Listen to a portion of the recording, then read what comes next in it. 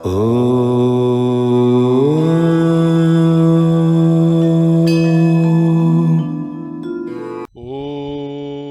सहनाववतु सहनौ भुनक्तु सह वीर्यं करवावहै तेजस्विनावधीतमस्तु मा विद्विषावहै। ॐ शान्ति शान्ति शान्तिः। Hari Om, good evening once again. We started this journey called I Own My Life in this webinar series now 30 sessions earlier. When we started off, we said we will find out about how my life is determined by various factors that I choose, plus the governing principle which is making my life and everybody's life possible, enlivening, and how this entire universe itself functions. That is how we started off this journey. And in the bargain, what we really wanted was to know that how is it that my life is impacted? How is it that it is relevant to my life? That is what our journey has been thus far. So I will now start with an example. Let us say that your son is about to get married. Now there are lots of preparation required for any marriages.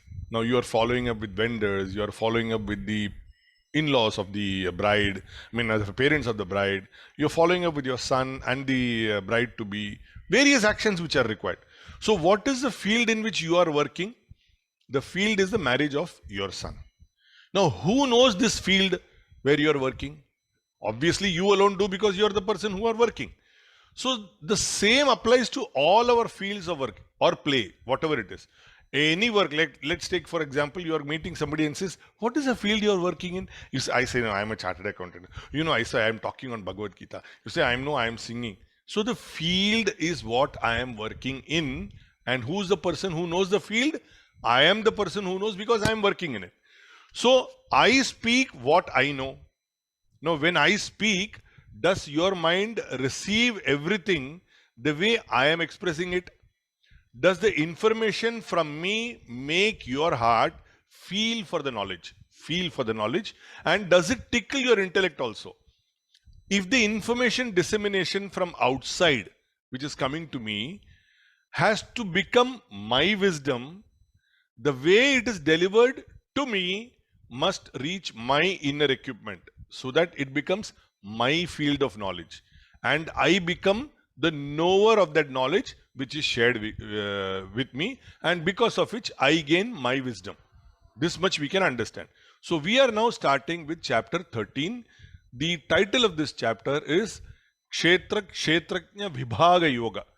Kshetra, field, Kshetrajna, the person who knows the field, Vibhaga, the division of that. So I'm now going to play verse 1 to 12 of this chapter before we move ahead.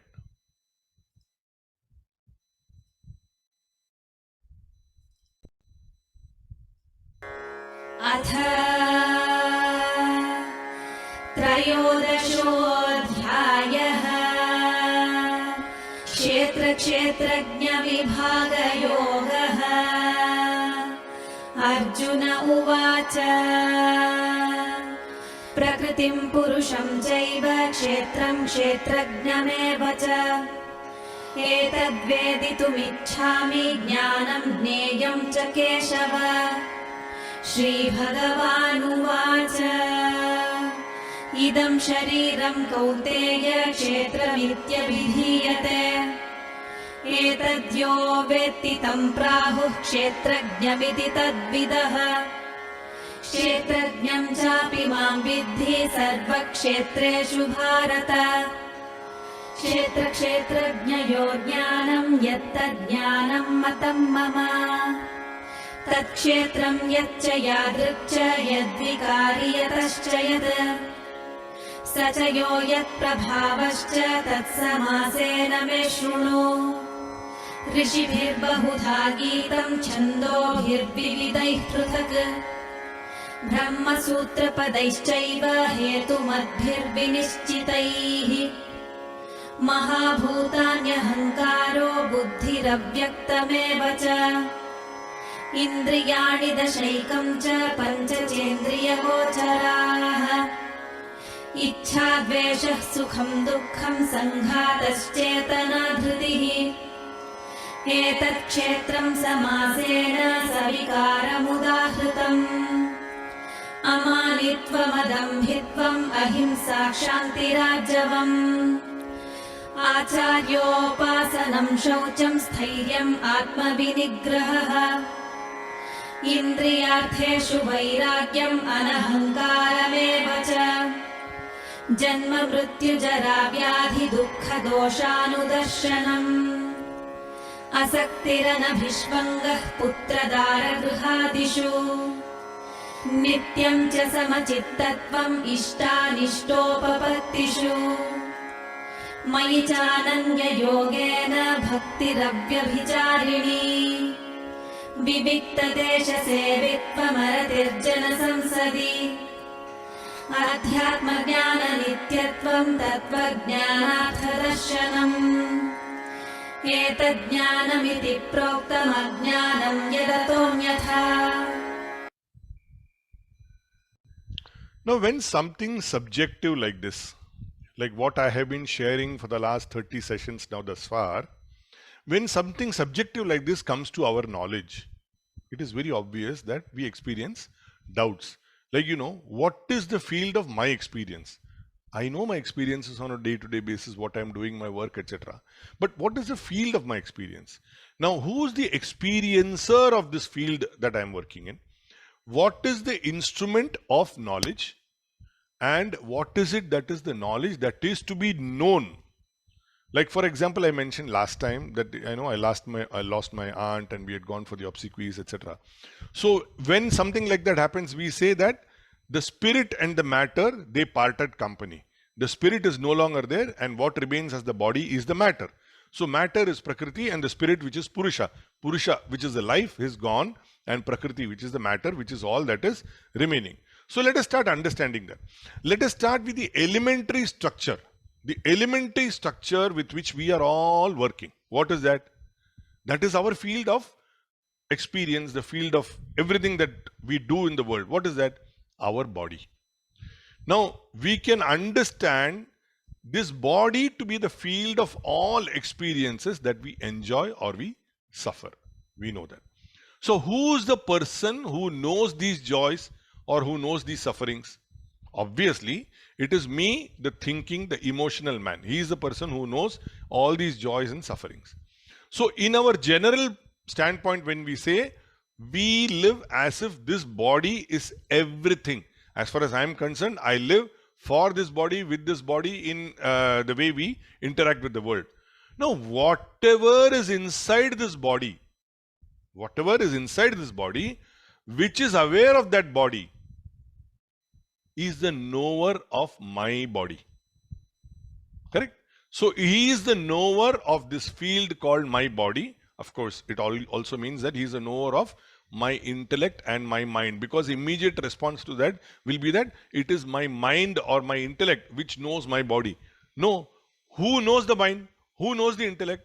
The one which is inside, who knows the mind, the intellect and the entire body, he is the knower of the field. So let us understand what is this inside. I will just share a slide. Very important for us to understand these technical things in as easy manner as we can. So like this Aladdin's lamp is a Walt Disney cartoon. They say, like so many things, it is not what is outside but what is inside that counts. So when we look at that, the genie is inside that lamp. So our entire focus is on the genie, because the genie will come out and the entire magic of whatever I want, my wishes, my desires, everything will be fulfilled by what is inside. This is how we live. So when we look at it from a scientific perspective, we have our brain. Now we know there is a lot of study which goes on, says right side of the brain is for this, left side of the brain is for that, blah, blah, blah. So many things we know. But what is inside in a physical structural format is the brain. And from there we say that everything else is functioning. But we are not talking about the brain. We are not talking about the genie. We are talking about what is inside. हमको जानना ये जरूरी है कि what is it, मेरे अंदर क्या है जो ये सब कुछ करवा सकती है. So the song that comes to my mind is very old song. ये जो पब्लिक है सब जानती है, ये पब्लिक है.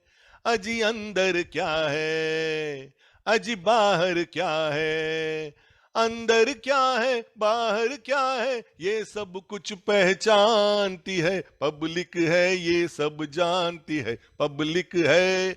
We know everything, we know what is inside, we know what is outside, etc. But how is it that we will be in a position to comprehend it in a manner that is going to make a difference to my life?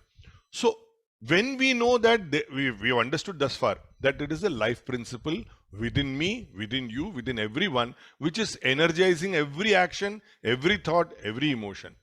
So when we understand from that perspective, who is the knower of all the bodies, yours, mine, everyone else in this universe? It is the Supreme, the touch of life, which is the touch of life in you, the touch of life in me, the touch of life in everybody else. Who is there as the knower in all the bodies? So, in that perspective, when you say he is the ultimate knower of everything and everyone. So, from this body and me, this combination of field and the knower of the field. So what is my body? That is what I know. And the knower of the field is something which is inside. So now when I have to unravel this, in my body, there is a knower of who's experiencing the body. Now when I remove all those which I'm experiencing, including my mind, my intellect, that which remains untouched, that is the supreme knowledge that has to be known. So removing the field from the knower of the field is when the ultimate knowledge gets revealed to me. If you remember, we had taken up when we did chapter 9 as a royal secret. So we have to understand the idea that whatever is the field in which we are acting, if you remove the field, the one who knows, the knower of the field, he is the ultimate. So what all is there in this field of knowledge, this world of matter, this prakriti that we are talking about? What all is there in this field of knowledge? So I again go back to my body, because my body is my field of experience from where I can understand. So we seem to think that my field of experience is my limited body. Very obvious, that is how we look at it. But we also know from what our grandfathers and grandmothers and even what we have read and what we have learned, we understand that the 5 great elements, which is space, fire, earth, water, and air, they are all within every body. That is what he said, Panchabhutas. That is what we understood. So the Panchabhutas is what our body is made of. So the Panchabhutas are also in this. So these cosmic elements exist within my limited body, even though it is very minuscule. These cosmic elements are huge, phenomenal. So very minuscule, they exist within my body. So my ahankara, my ego which is there, it fires my imagination that I am the greatest. For anybody, I am the greatest. So this is the ego which fires my imagination. So thus my mind, my intellect, and my entire bundle of tendencies, my vasanas which I said, they are all driving me. They are all part of this egocentric person that I am. I am this egocentric person. So, and I am connecting with these 5 senses. Each distinct function, each of those 5 senses, like my eyes, my ears, my nose, my tongue, and my skin, my touch, they are all connecting with the Panchabhutas. Each of them are distinct in their function. Eyes cannot hear, ears cannot see, nose cannot taste, tongue cannot smell, and the skin, poor thing, cannot do anything unless it is touching something, it will not know anything. So each of them have got their own desires, isn't it? Because each of them is a fulfillment of some desires which I will have. Each of these senses, that is their job. So when my desires are unfulfilled, what happens? I get angry. What happens when they are fulfilled? I get joyous. So my pain and my pleasure are determined by how circumstances are favorable or unfavorable to me, as determined by my ego entity. So then we will want to understand how is it that we can stay away from these ego created pairs of opposites. Opposites, no? I like pleasure, I don't like pain. I like happiness, I don't like sorrow. So these opposites, how do I stay away from? Some qualities, a sample of a few qualities that we can understand. Create humility. How humble are you? Like I have seen some very great people I have encountered in life. Very great people, achieved a lot of things, led success, very well renowned people. But when they meet you, they maybe meet you with a lot of humility, very humble, and they ask your welfare, they are connecting with you. And when something great you are doing, they understand. You say, what great work you are doing. But they themselves are far, far greater than me. So that is humility. You are able to understand that anybody who does anything, you understand that you need to be humble in whatever God has given you for you to perform in this world. Don't pretend to be something you are not. There are many people who say, Arey, what are you doing? You know what I am doing? I got 200 people there attending my Bhagavad Gita talk. I know that there are days when there are 5 or 6. There are days when there are 16. There are days, and my webinar link goes to about 40, 45, 50 people. Everybody doesn't attend. But if I start bragging, oh, 50 people are attending, 500 people I'm talking. Don't pretend to be something you are not. Don't be the cause of injury, whether it is mental or physical. Don't be the cause of injury to others. Ahimsa is that, not that you become non-violent. You don't become the cause of injury to somebody else. As much as possible, ensure that you are not the cause. Injury somebody can get, but you don't be the cause. Be forgiving. Forgiving meaning what? Forgiving not only to others, forgiving to yourself also. It is bound to happen that you will make mistakes. I will make mistakes. So be forgiving even for the mistakes that you make. Be forgiving of other people, because ultimately it is all their qualities which is making them do things which are not right. Forgive them. Stay upright in all your dealings. Whatever may be your dealings, learn the art of staying upright. What it is, this is what it is. Oh, and then somebody says, no, no, this is not fair. If it is not fair, learn to accept it and say that, okay, it is unfair, but these are my terms. Be very upright. Don't try to hoodwink somebody. Maintain a lifestyle that is taught to you by our teachers. Our teachers are what? Not only those who taught us in school or college. Our teachers are every experience that comes to us in this world. Every experience teaches us something. So maintain a lifestyle that we have developed from learning from various people who have taught us. Maintain cleanliness. Unless you create a physical cleanliness around you, about you, even within your body, in the way you deal with various things around you, you cannot, become calm enough to learn something higher and remain in self-control. Because most important thing is that, I should not get unnecessarily angry where it is not required. I should not get, too greedy about something which somebody else has got it. I got this, I want more. Somebody got it, I want that. That kind of thing. Remain in self-control. Now, develop an unattachment to sense objects by sense organs. I'll just deal with that. What really this means? We are born. After we are born, in this journey of our life, pain is inevitable, because on an ongoing basis we get pain. In time we get diseases also.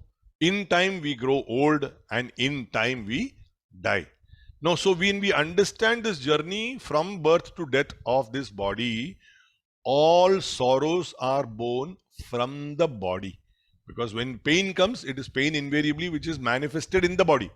Disease manifested in the body. Old age of the body. Death of the body. So they are all sorrows born from the body.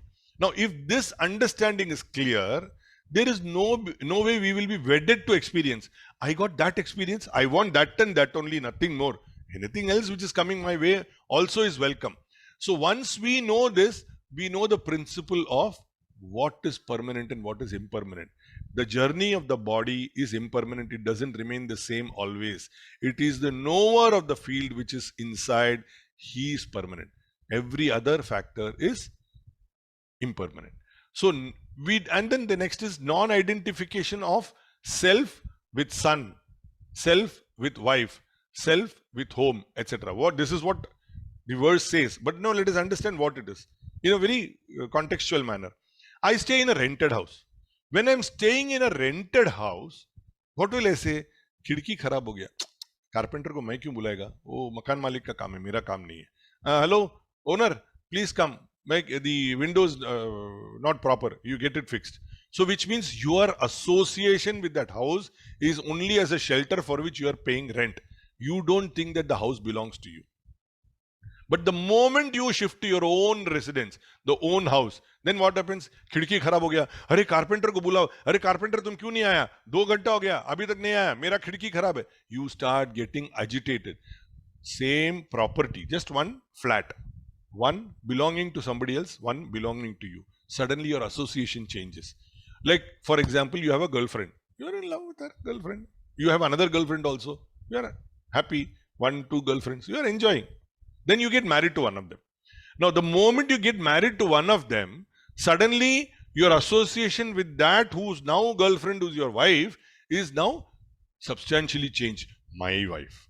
What happened to the earlier? Not my girlfriend. Are she's behaving badly. So suddenly the attitude changes because of your ownership.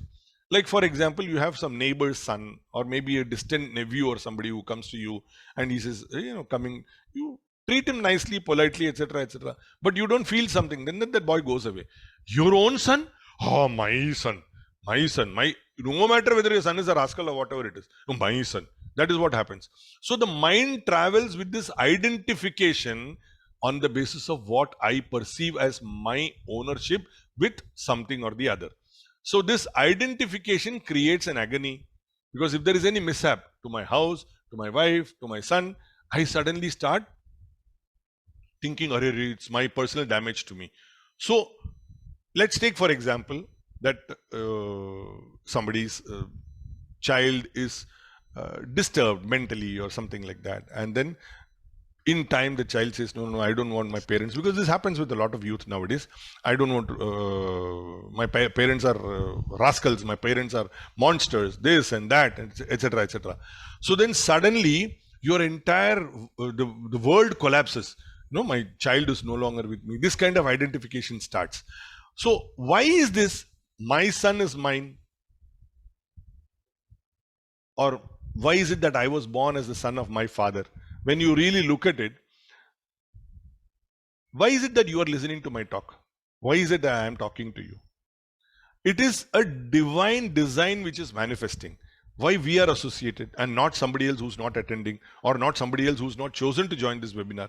So this entire thing is a divine design which is manifesting on the basis of choice. My choice to do something brings me here. Your choice to listen to something brings you here. Similarly, the choice of my son to be born in the circumstances in which he is born, where I become his father, made him my son. He made me my father, his father. Correct? I became father because my son was born to me. Similarly, my father became a father because I was born to him. My choice made me the son of my father and not somebody else's. So then why should I be attached? It is basically some choice that I have made. This attachment business itself will vanish if you understand this. Now, how is this possible? How is this idea of unattachment? How is it possible? It is possible by transfer of attention. You connect to the highest, which is in love. Which is the highest? The principle God principle, God consciousness, call it whatever you like. Transfer your attention to the highest. In the transactional world, if you understand this, how we do this, in the transactional world, we are always willing to let go of something lower to reach higher. For example, you are doing a job in which your fees is, let us say, 25,000 rupees. And suddenly you get an assignment where the party says, I'll give you a fees of 1 lakh. Now 25,000 wala kaam becomes secondary importance, and 1 lakh wala kaam becomes more important. This is what happens whether we are, for example, we are playing. As a child, you are playing, and suddenly you are called to do some work. What do? You leave your cricket bat and go to do your work, because the work is more important. Now, for example, you are doing your work and suddenly you are called to do some geriatric care for some senior in the family. You drop your work and go because the geriatric care is important. While you are attending to the geriatric care, suddenly you get a call saying that so-and-so has passed away. You leave that and then go to something which is more important. So this transfer of attention to something higher is an automatic thing which we do on an ongoing basis regularly in life. Now, the love for the Lord, who is the highest, is probably the highest that we can talk in terms of love itself. Because why that Lord? That Lord is that principle, that consciousness which is making me function. then what more can be highest? I cannot look at anybody else as higher than that. So that highest principle is the one to which my love gets transferred. So this is the knowledge which we need to attract, as against the ignorance that we did not know anything like this. We did not know that such a principle existed. So that is the knowledge that we need to attract within us and drop our ignorance. So which is basically living in love. The song that comes to my mind is प्रेम से हमको जीने दो प्रेम से हमको जीने दो जख्मी दिल सीने दो. That is the way we need to approach our life. Now I will continue with this by playing verse 13 to 24 of this chapter, and we will take it forward from there.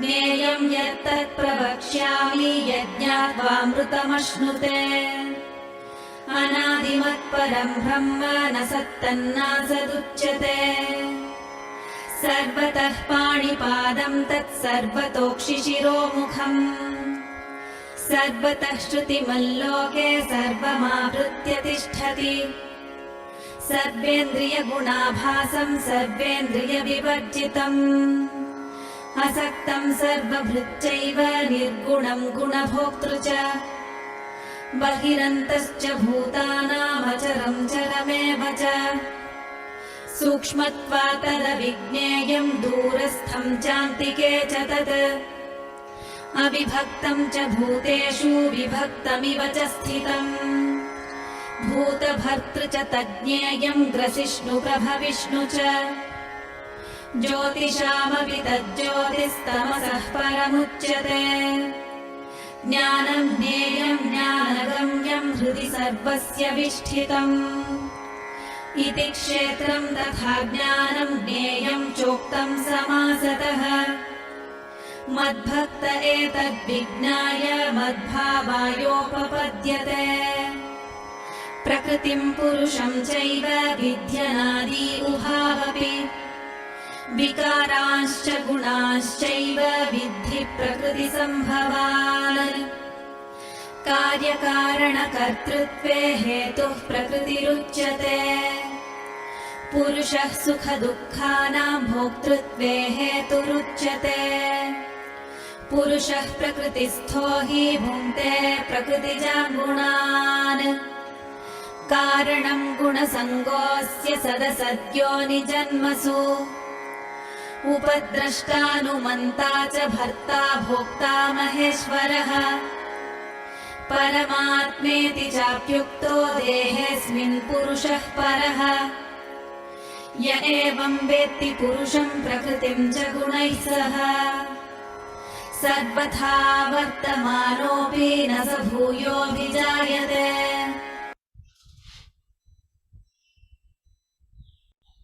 So where is this beloved of mine? My beloved, who's my highest love, that principle, which is a life principle, this consciousness. Where is it? Where can I find him?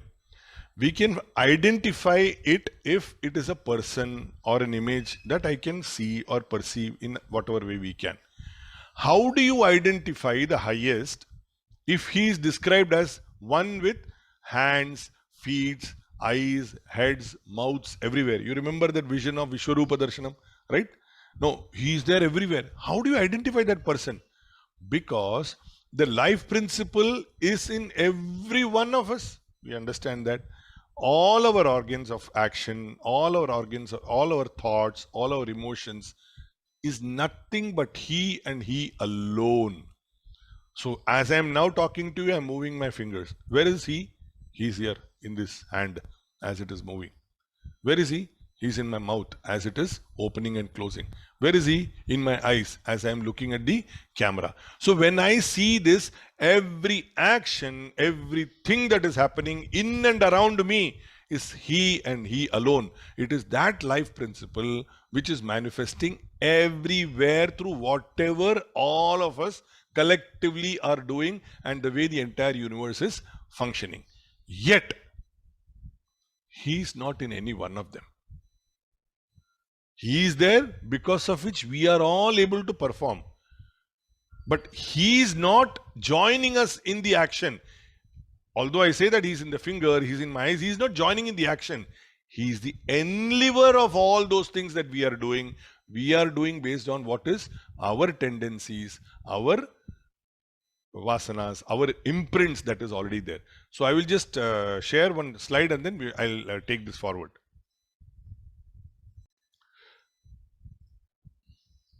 Now this is the circuit diagram of a bulb. Very elementary circuit diagram which is called, I think taught in some 7th standard physics or something like that. There is a line which is a wire which travels. I've explained this to you from electricity point of view. Just want to see this. There's a wire which travels from the battery which is the source of power, and then there is a switch which breaks the circuit. When the switch breaks the circuit, the battery takes the power through the wire and the light is lit. This is how the physics of light is. So none of the electrical equipment, for example, I am now using a what do you call that, a computer, my fan is going on, the AC is going on, the light is going on. None of those electrical equipment can work without the electricity which is running across the entire principle. So it is the light in all the bulbs, the electricity. It is the wind in all the fans, electricity. It is the power in the computer, electricity. But none of these equipments are electricity. You cannot say that the bulb is electricity. You cannot say the computer is electricity. So the Lord which is in us is the enliver of all the beings and experiences, yet He is not in them. Electricity is not in the computer. Electricity is not in the bulb. It is not in the fan. It is the enliver of those equipment. So it is an illusion that electricity is in them, because without Him nothing exists. If you remember, I gave you that example as a child what I used to do. To see whether electricity is there, I used to put my finger inside the socket. So your experience of electricity comes by your contact with it. So if the contact is not there, it will not happen. So similarly, if the contact with the higher principle is not there, nothing will happen. What is there to happen? Isn't it? So the container, me, is independent of the contents. A water in colored bottle, I will take this forward once again. These are all colored bottles. We go to restaurants, we find this. We all find these colored bottles. Blue, purple, green, orange, pink, etc., etc. All of them contain what? Water. They leave a glass for you, you can pour your water. But the water in the colored bottle is not influenced by the color of the bottle itself. Isn't it? That is understandable, because it is an illusion that there is a blue water or a pink water or a green water. Water is all pervading.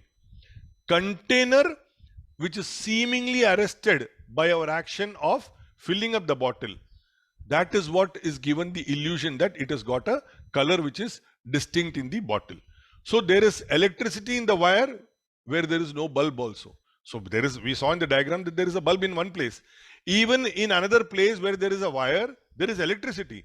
Unless you add a bulb there with a circuit breaker, a new light will not come about. So this we will be in a position to understand with some absolute common sense knowledge.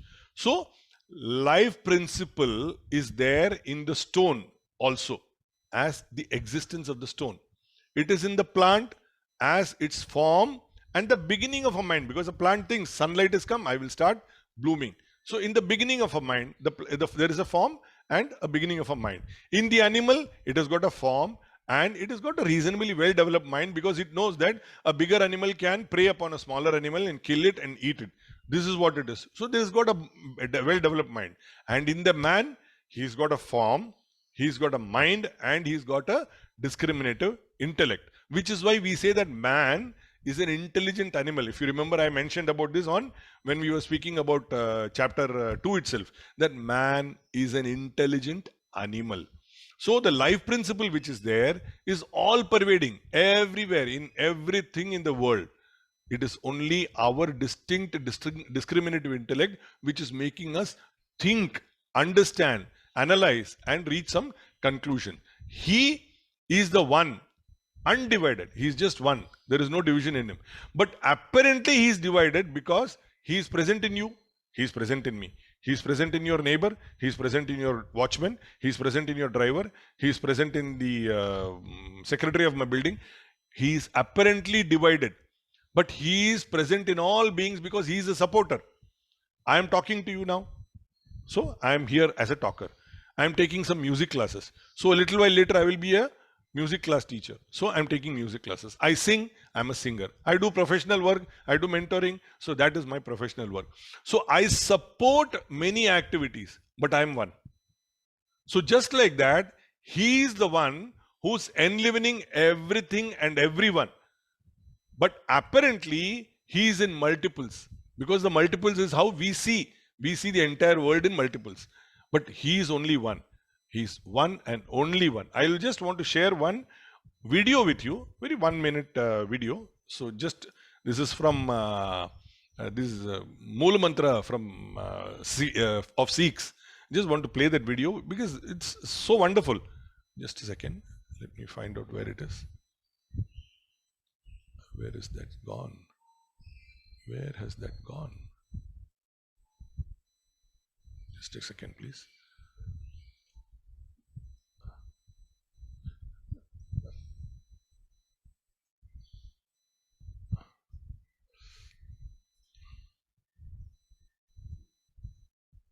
Yep.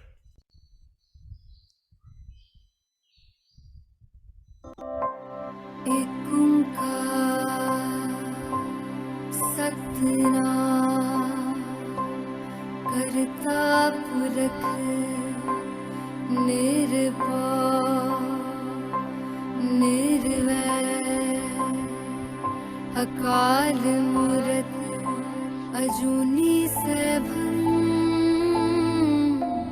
Guru Prasad जप आद सच जुगाद सच है भी सच नानक होसी भी सच.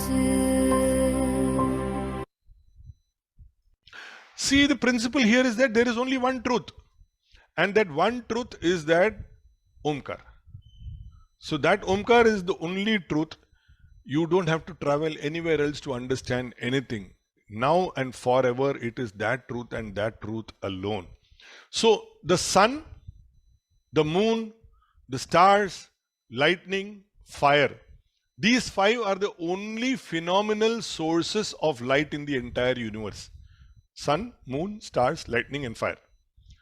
Now, what is the light that illumines these? How do you know the sun? How do you know the moon? How do you know the stars? How do you know the lightning? How do you know the fire? The light which illumines these for us, because of which these phenomenal lights came into my experience, that light is my consciousness. And that is the most powerful of all lights. That is the only truth. Because these things which I see as the phenomenal elements, they come to my experience because of that light only. So this brings me to another song of Mannada. तुझे सूरज कहूँ या चंदा, तुझे दीप कहूँ या तारा, मेरा नाम करेगा रोशन, जग में मेरा राज दुलारा. With this light, normally, let's take for example, you are in a dark room and you can't see anything, totally dark. You switch on the torch. Now, can you see darkness? You're not seeing darkness. You're seeing the light which you put into the darkness. Objectively, this we are able to understand. That darkness, if you switch on a light, you cannot see darkness. You are seeing the light which you threw into darkness. But the light of consciousness in us can illumine even that darkness. Isn't it? Because in the darkness, how do I know darkness? Unless there is a light within me which can see that darkness, I can't see the darkness. So the darkness of my ignorance also, my buddhu, are kya buddhu hai? That buddhu also can be illumined only because I have the consciousness in me which is able to see that darkness also. So the world of matter, the field of my experiences, and the spirit, the knower of those experiences, which helps us know matter, they are beginningless. So Prakriti and Purusha, we spoke about that earlier, isn't it? They are beginningless. So our experiences with these create the qualities in us. whatever are our experiences. And they are also born from Prakriti only, from the field of our knowledge only. That is what we say that, अरे ये तू ऐसा क्यों behave करता है? अरे it is my basic nature यार. चल ना, मेरा basic nature है. What is that? It is the matter in you, it is the Prakriti in you which has created that kind of a quality in you. We keep saying that without realizing what it is. And then what happens? We get attached to these qualities. Whatever is the quality we have developed, we get attached to these qualities. Whether it is good or bad, whatever is it that we pursue, we get attached. And because of that attachment and the qualities that we have developed, for which we have attachment, we are born in good or evil surroundings. What does it mean? Where we end up is the direct result of the nature of qualities that we cultivate. So what we cultivate is what we end up in. Like example, from childhood onwards, our mother and grandmother used to teach us, why are you drinking milk under a palm tree? A palm tree is where you get toddy, the toddy, the country liquor, which is white in color. And you drink milk, which is also white in color. But if you drink milk sitting under the palm tree, anybody will think that what are you drinking? You're drinking toddy. So the experiences that you encounter are on the basis of the qualities that you have developed yourself. I think somebody's is not muted. Okay. The experiences that you have encountered are from the qualities that you have developed. What do you do when you go shopping? You make a nice shopping list. 1, 2, 3, 4. In the mobile, it is very possible, no? Buy 1, 2, 3, 4, 5, 6, 7, 8. You have so many items. Then shop to shop you go. Ye le liya, cross it. Ye le liya, cross it. When the entire shopping is done, we go back home. Our life is also like that. We came here for shopping. We have an endless list of desires. Ye karna hai, wo karna hai, ye karna hai, wo karna hai. So intelligently, if you drop the items from the shopping list, that this is not required. I can buy this after 1 month also. Why should I buy this now? Gradually, we learn the habit of being free. So we can stay free. The problem is because our to-do list is endless. For example, what is required today? आज इतना लेना था, हो गया ना, shopping list खत्म. Stay free. But we start thinking, अरे आज ये लिया नहीं है, we need it after 5 days. आज ये लिया नहीं है, अरे अगले हफ्ते के लिए shopping करना है, वो लिया नहीं है. You start getting agitated, ये नहीं किया, and then become restless. That is what happens. So they learn the idea of being free. Depending on the items in the shopping list, we keep coming back to the marketplace for fulfilling new items. Always. That is what happens. So our list that we have created determines which market we will come to in the future. So if we create a list that I have to come back here to do this, that is where we will come. That is how I became the son of my father. My son became my son. So change the vision. How do we change? We change the vision. Don't look at multiple sons. How many sons are there? What are you joking? There is only one son, isn't it? One son. But what if I were to show you this picture?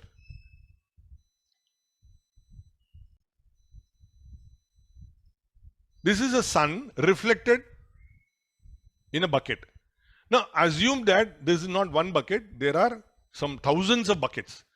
In each of those buckets, the sun will reflect or not? It will reflect. So suddenly in another bucket, if you look at it, the sun will be now visible, but with a flower in it. So the sun is reflected differently in different surfaces of clear, still water. If it is shaking, then you will not be able to see the reflection. But the sun is reflected differently. But if you keep looking at the multiple suns, you will never see that there is only one sun. So all you need to do is, there is only one sun. So learn to become the observer of every experience. Even though you may also be the enjoyer of the experience. Experience is going on. I am enjoying the talking to you. I am the enjoyer of the experience. I am the supporter of the experience because I am completing this entire story for you. So I am the supporter of the experience. I am the enliver of the experience. You are listening, I am talking, I am the enliver of the experience. But what I should do is I must witness my enjoyment. I must witness the support that I am providing. I must witness this enlivening of this. So learn to become a witness of all this. Then you will overcome the sufferings from all these changes which are happening around us. Now I will take us through the audio for the last bit of this chapter. 25 to 35. And then we will conclude this.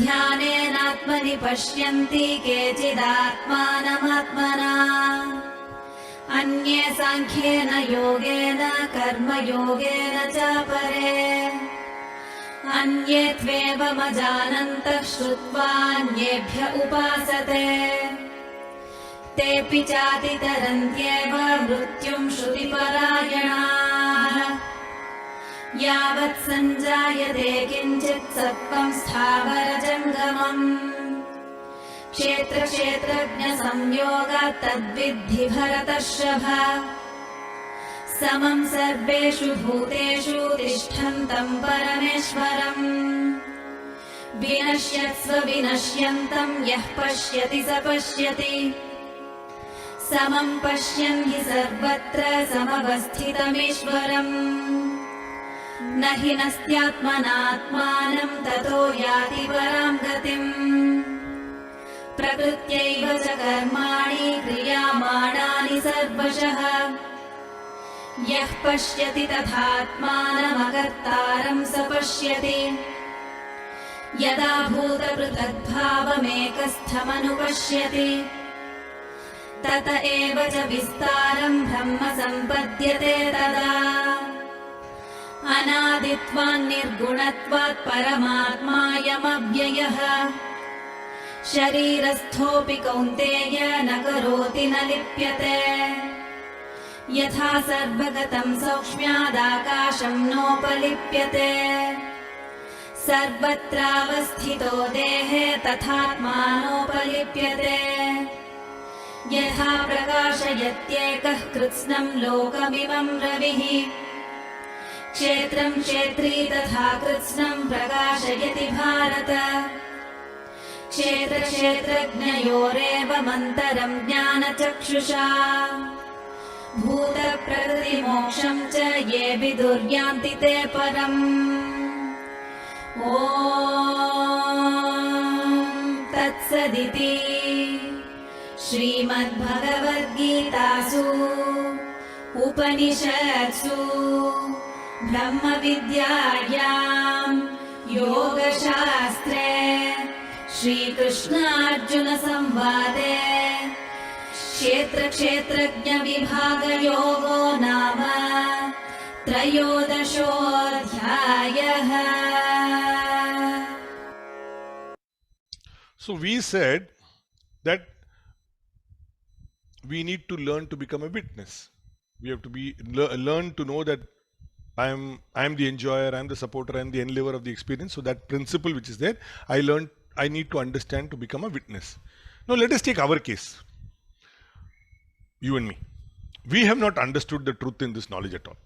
We have said so many things. अपने खोपड़ी में तो घुसता ही नहीं है. But we have faith. We have faith in the person from whom we have heard this knowledge. And because of that faith in that person, we are willing to surrender or take refuge in the supreme principle that he is the enliver of everything. And we are willingly ready to work in all our actions in that refuge. Once we are able to do that also, we can overcome this entire cycle of changes which are going on around us and our being affected by those changes. Please understand one thing. Any creation or any creative endeavor that we engage is only possible from this union of this field and the knower of the field. Only when this happens, every new birth happens. Every new birth takes place only when there is this combination of the field of my action and the field and the knower of that field. Only when they combine together, every new creation is possible, which happens even in physical birth, because that is how physical birth also occurs. So the song that comes to my mind is a very popular song, because any new birth is, where does it come from? My mother and father, isn't it? That is how for everybody. New birth is coming from there. ये तो सच है कि भगवान है मगर फिर भी अनजान है, धरती पे रूप माँ बाप का उस विधाता की पहचान है, That is what it is. Because it is the sign of that Lord in the entire creation, and that comes from this union of the field and the knower. Now, once we know this principle as applying to all beings meaning it applies to me, it applies to my relations, it applies to strangers also, it applies to some known people, unknown people also, it applies to animals, plants, or any organism. Anything where there is life, we are able to see everything as life, an expression of the Lord, who is in me and he is in everyone else also in the universe.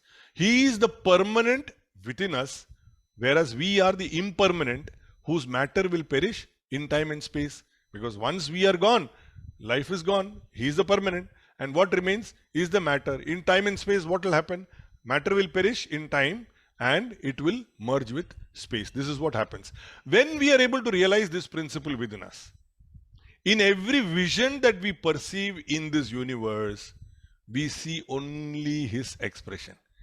If we understand this with your intellect and we are able to bring this as a part of our DNA in the way we think, in the way we act, in the way we emote, then we only see his expression. All differentiation ceases. Now, for example, I want to take my example. Right from probably early in school, I used to believe that there is innate goodness in every man. There is innate goodness in man. I don't know how, but it was there. So, right as a child, as a youth, I used to believe that. But there were many instances when people let me down because of their actions. Obviously, I would have let down people also because of my actions. So, there were many such instances. Yet, my faith in goodness never ceased. That belief never changed, that man is innately good. Now when I realize with this knowledge, this entire thing, I understand that it is their qualitative differences which made them act, or even me act, differently in different situations. Just as the ocean recognizes all waves as itself, just as gold knows all the ornaments are itself, I know all beings as myself, in different forms, in different names. It is only their nature, their tendencies and their choices which make them do what they do. There is no room for any enmity, hatred, jealousy, anger, greed, nothing. That is how it comes. So, I just want to share one picture to give this idea a little a different color. Now, those of you who have gone to Shabarimala, they will know this. But for those who are uninitiated, there is a temple in Kerala called Shabarimala where the Lord Ayyappa is the presiding deity. As you enter the divine temple after climbing 18 steps, the sight which welcomes you is this, Tattvamasi. Among the 4 Mahavakyas, this is one of them in Samaveda. Tattvamasi. Ta-tvam asi. It's not a single word. Ta-tvam asi. If you break it up, that, tvam, you, asi, are. That you are. That thou art. That is how it is in English. So, what does this mean? The principle that you are talking about as a life principle, that God principle, etc., etc., you are that and that only. The moment you climb there, that is what you see. So then you connect. What are you talking about? All your entire effort to come here, your penance to come here, everything is because you want to connect with that, and that you are. You don't need to go anywhere else. So now when I bring another picture here of millions of people go there. Millions of people cross these steps and go to the temple and they come out. So what are you saying? Into that principle is what everything enters and everybody enters. And from that principle only everything and everybody emerges also. So it is that principle which is enlivening everything, everybody, every experience that we have. It is nothing and nothing but that alone. This is what I wanted to share with a different perspective. So when we understand this, like for example, another experience. Today I was having my lunch. And as I was having my lunch, a mango stain came onto my shirt. I was eating a mango stain came onto my shirt. Can the drop of mango which fell from that mango piece, stain the space between my hand which was holding the mango and my shirt? So from my hand, the drop fell down and fell onto my shirt.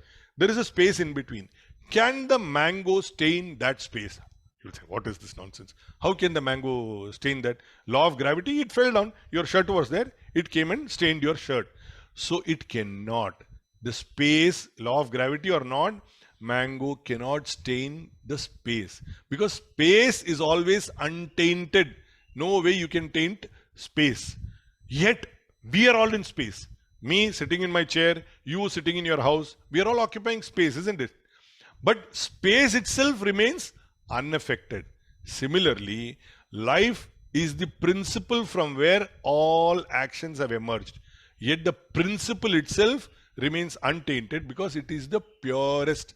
He is the purest, nothing purer than Him alone. Now, when we realize this distinction between the union field of action and the union of the field and the knower of the field, by the wisdom that we develop from this understanding, we connect with the highest, which is energizing us in all our thoughts, all our emotions, all our actions. Our words, our actions, our behavior, etc., becomes melodious music. Once we understand this, it is the way we behave. Our words, our actions, our behavior becomes melodious music for all around us. And our life becomes successful.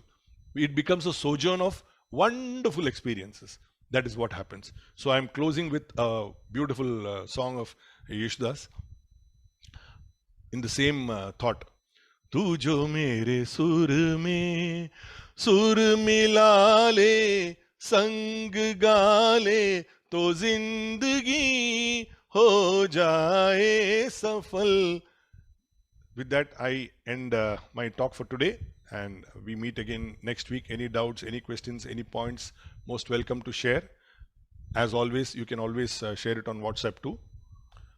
Om Purnamada Purnamidam Purnat Purnamudachyate Purnasya Purnamadaya Purnameva Vashishyate. Om Shanti Shanti Shanti. Harihi Om Shri Gurubhyo Namaha. Harihi Om. Bye bye. Hari Om. Good evening. Wish you all a very nice weekend. Thanks, Suresh. Thank you very much. Beautifully explained. Thank you. Bye bye. Thank you, bhai. Hari Om. Hari Om.